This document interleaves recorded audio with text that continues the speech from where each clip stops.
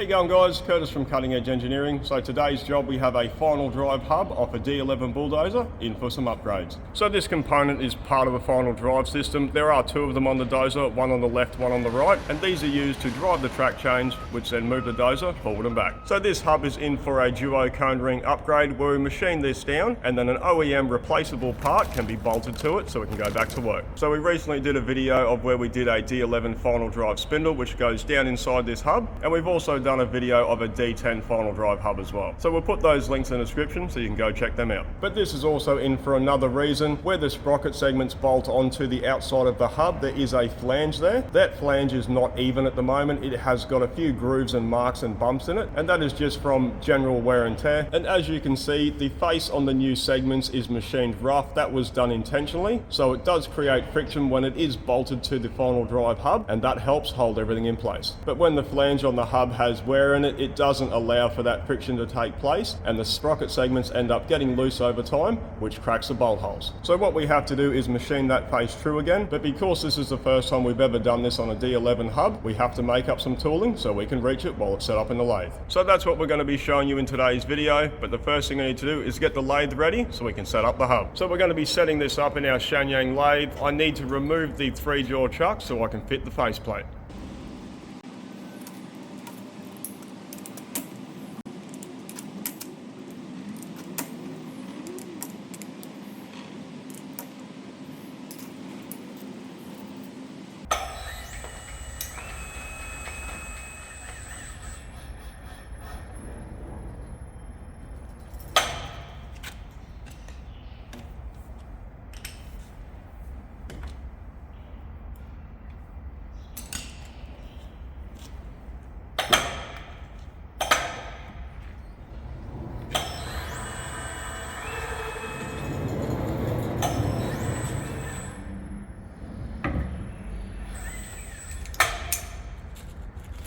So the faceplate did come with the lathe. Unfortunately, the diameter is not big enough for the hubs, so I have had to make up an adapter plate that I bolt to the faceplate so I can then attach the final drive hubs. The adapter plate is made from a 250 grade material. It is 25mm thick and 1 meter in diameter.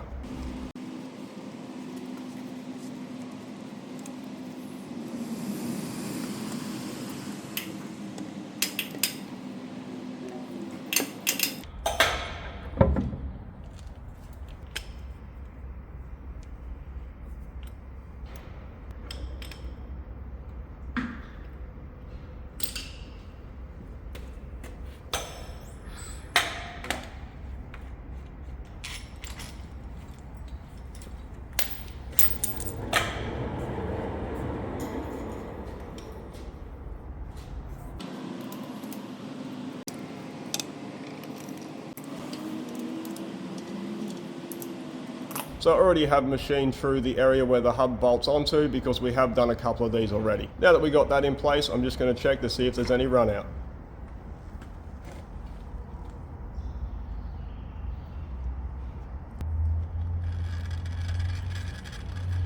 So as you can see, the needle is jumping a bit. That is because this is mild steel and it doesn't machine very nicely, but the faceplate is running to within about 0.02 of a mil. That's going to be more than acceptable for what we're doing. Now we need to remove the gap out of the bed.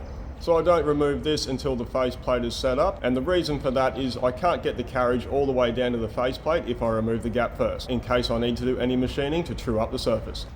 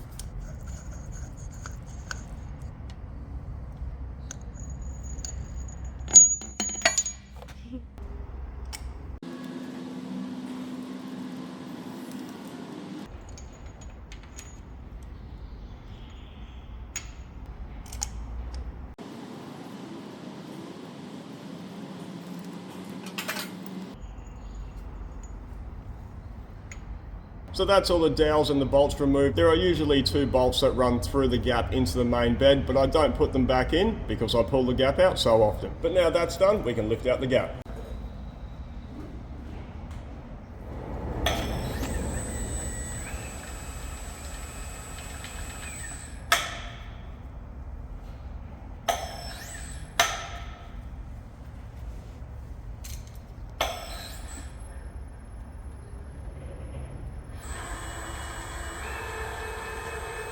So I do need to remove this little alignment dowel because it's 12mm in diameter. If I don't remove it, the hub won't fit in the gap.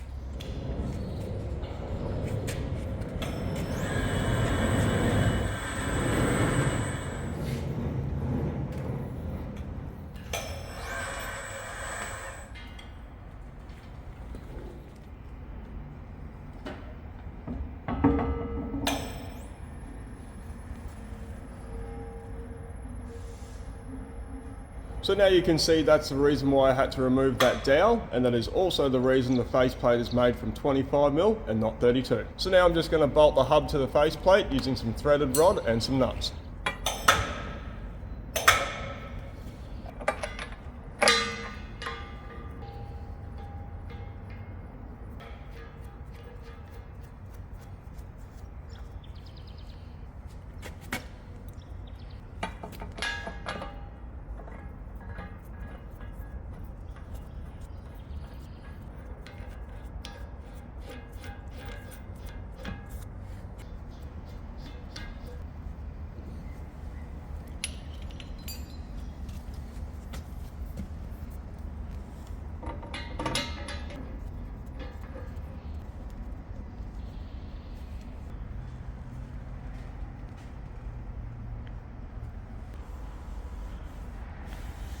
So now I'm going to fit a centering plug that I've already machined to suit the inside of the hub. I'll then use a heavy duty live center and the tailstock. That's going to help hold it in alignment for machining and also give it the necessary support. Because this weighs over half a ton, I don't want to break the spindle.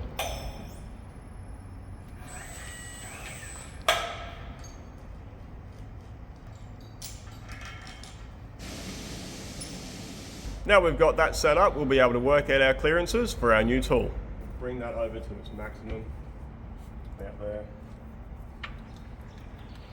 So the face we need to machine is this one here. Because of the nature of the job and the setup we have, we aren't able to bring the carriage or the tool post any closer to it. And the way the top slide is designed on this lathe, this is as far as we can wind it forward, and we're still missing out by over 200mm. So that's why we're going to be making this tool. It is going to be an extension so we can come past this point and machine that face nice and true. So I don't have any fancy drawings for this. All I'm going to do is take some measurements, work out my clearances, then I'll do a rough sketch and we'll just work it out as we go.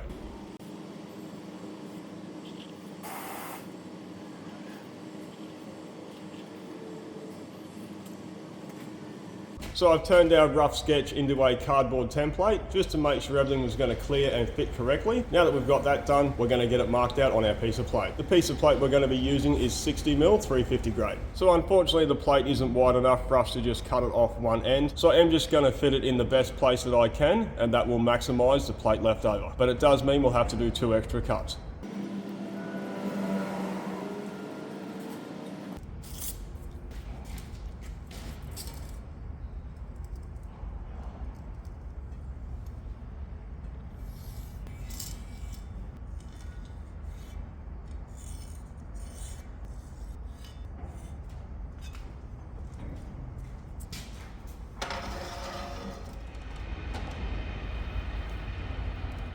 So to cut the plate, I'm going to be using a Unimig automatic gas cutter, also known as a Beetle or a Quickie, and that just uses oxy and LPG, or you can use oxy and acetylene, and it runs on a track.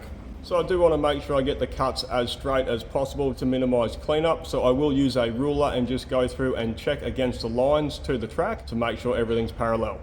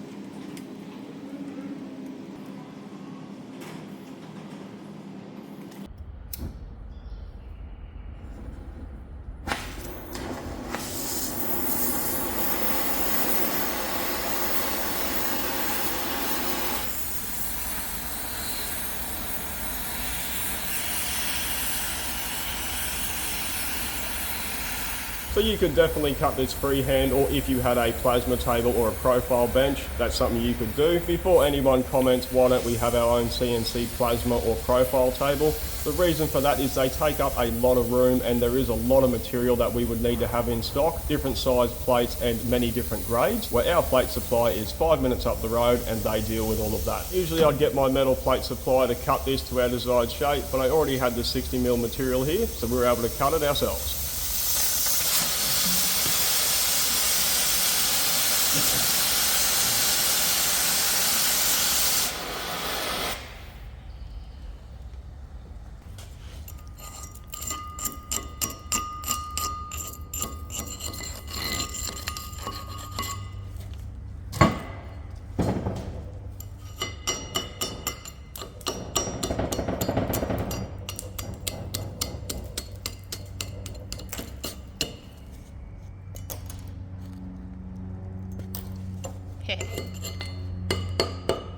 So now that's cut out, we're going to let it cool down for a little bit and then we can clean it up with the grinder.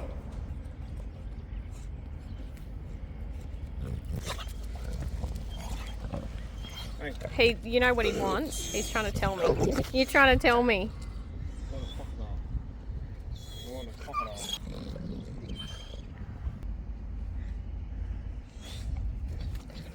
Sit. What's he got?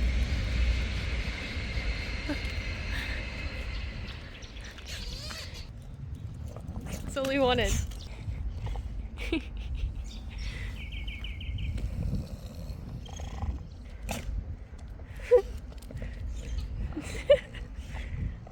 Drop it. Leave it. Stay. Stay. Oh. Terrible thing though. You're very happy. Love your crocodile. Come on. Come on, let's go. Come on.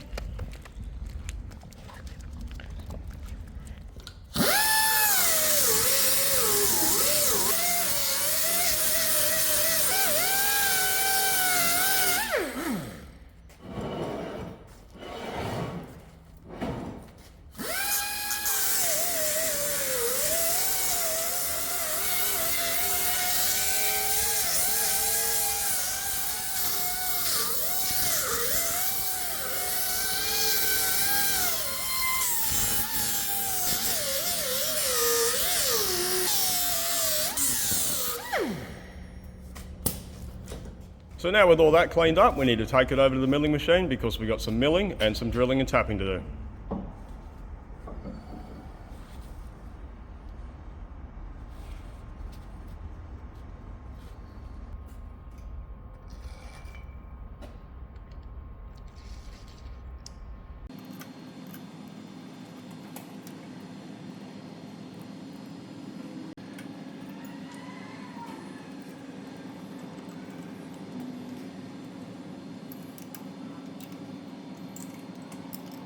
So what we need to do is machine 10mm down by 30mm in around this corner so it'll fit in the tool post. So the reason I'm using 60mm plate and not 50, which would fit in the tool post, is that our tool holders are 25mm, and when I machine the slot in this to hold the 25mm tool, there wouldn't be enough material underneath to support it.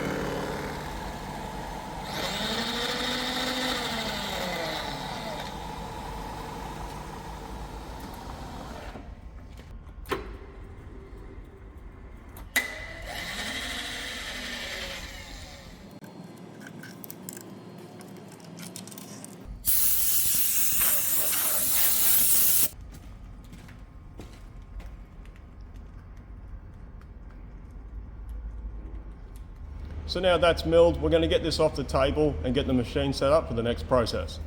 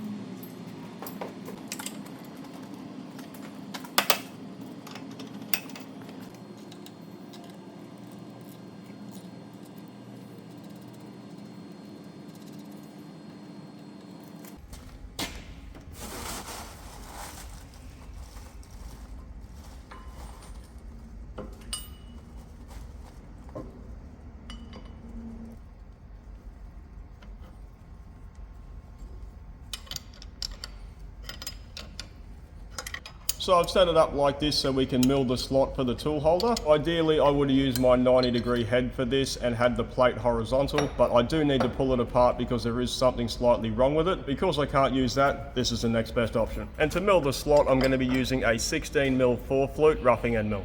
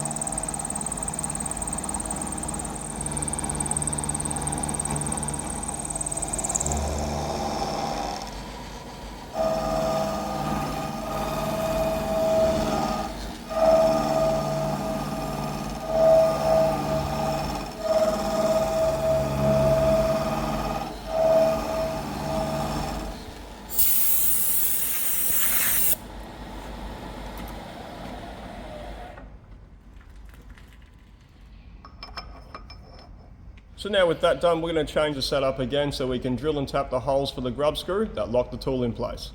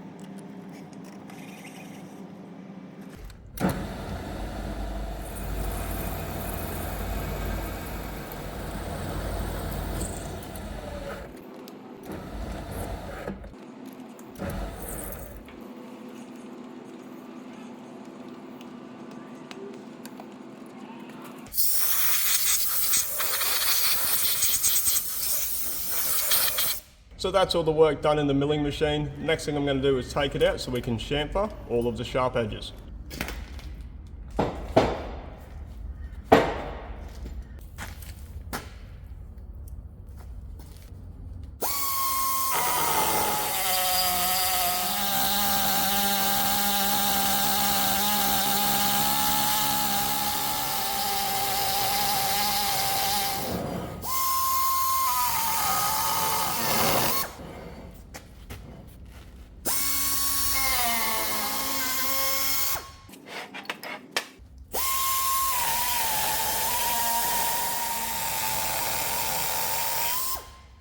So now we've got all those sharp edges taken care of, we can go and test fit it.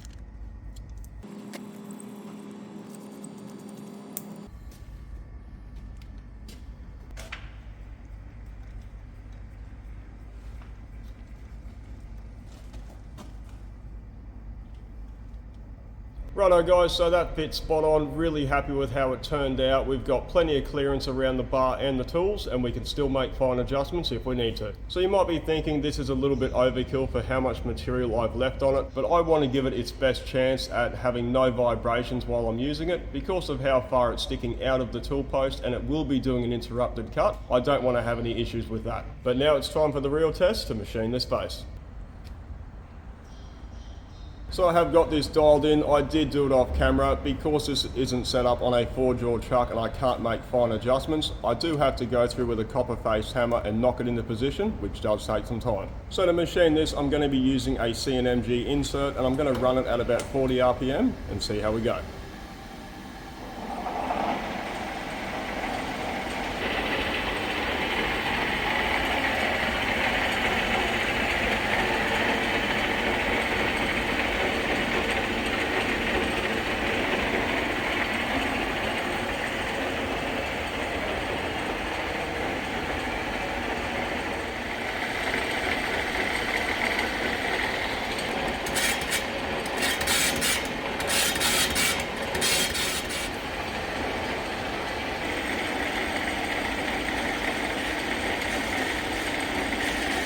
So I'm going to take a first cut of about 0.2 of a mil and see if that cleans up. If it doesn't, we do have a total of 1 mil we can take off that face in order to get everything to clean up properly.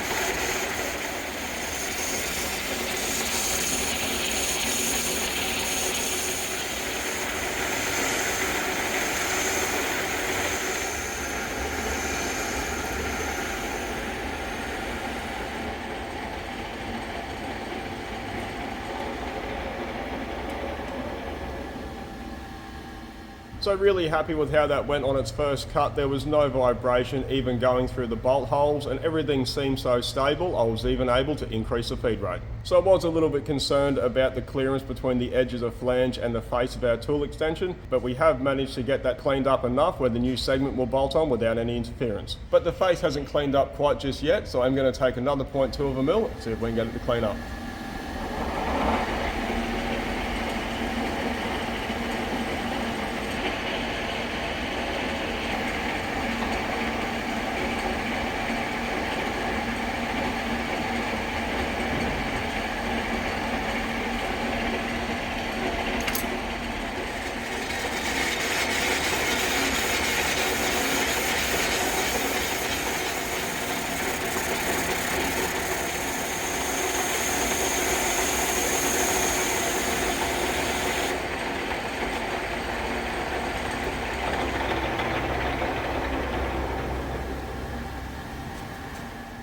So that second cut hasn't cleaned up, so I'm just going to take another 0.2 of a mil.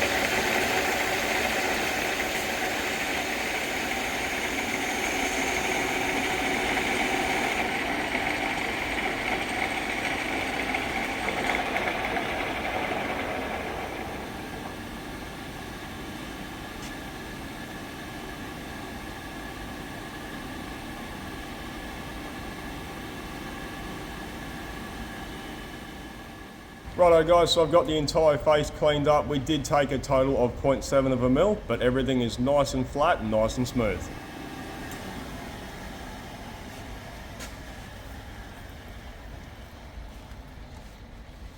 So our tool extension worked exactly how we wanted it to, and now that I know that it works, I am going to fly cut all of those faces and send it out so it can be tough tried. So I did use a spare piece of plate that I had laying around, but if I was to buy this from our plate supply, it would cost about $250 and a couple of hours for the milling and drilling. So for not much money, we got a really good result. But I won't be passing the cost of this tool onto our customer because it will be used across so many jobs, it will pay for itself in no time. So that's this part of the job completed. Now I can get the tool extension out of the way so we can continue with the repairs and the upgrade. But that's it for this video. Thanks for watching. Curtis's tool bench. Stuff fits on it. One take. Well, what are you going to say? Right. I don't know. So as you can see, the needle. What a word. That's going to give this part the needed support. That's going to give this the needed that's not only going to hold on. So what we need to do is mill 10 mil. Wait, what? So our tool extension worked exactly how I wanted it to. Oh, fuck, what was after that? So that's this pass of the job. So that's this part of the job completed. Now I can get the tool extension out of the way so I can come back. By 30 mil across around this corner so it'll fit in the tool post. Oh, fuck you, man. Fuck off, train. Caps to what? The bolt holes. The down. Ah. So that's ready to come out now. Nope. What? What? It's fine. What's doing? It's in the water. That's Carrie making scary noises. I do it. I have the magic touch. Damn it. No, I don't. Oh. There we go. Oh my god, imagine if you got stuck. Yeah, imagine. Stop. I can't help you. Shoulders can't go down. I'm a pot plant. Hi. Hello. Yeah, oi. Go that way.